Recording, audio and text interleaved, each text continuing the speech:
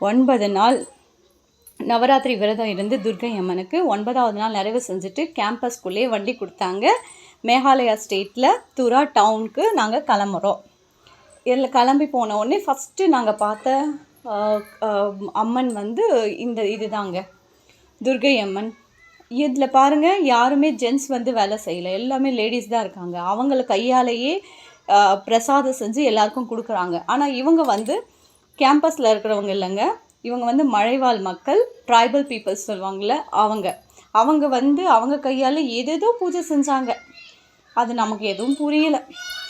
ஆனால் போன வருஷம் இந்த நவராத்திரியில் நார்த் ஈஸ்டெல்லாம் இங்கே நிறைய கோட்டர்ஸில் இருக்காங்க. அவங்க சொல்லி கேட்டு நான் இருந்தேங்க. 9 நாள் விரதம் இருந்தேங்க. விரதம் இருந்து மனசார அந்த அம்மன் கிட்ட வேண்டின ஒரு விஷயம் எனக்கு இந்த வருஷத்துக்குள்ளே நிறைவேறிச்சுங்க. போன வருஷத்துலேயே எனக்கு நிறைவேறுச்சு. இந்த வருஷம் ரொம்ப சந்தோஷமாக இந்த நவராத்திரி விரதத்தை 9 நாள் சந்தோஷமாக இருந்தேங்க.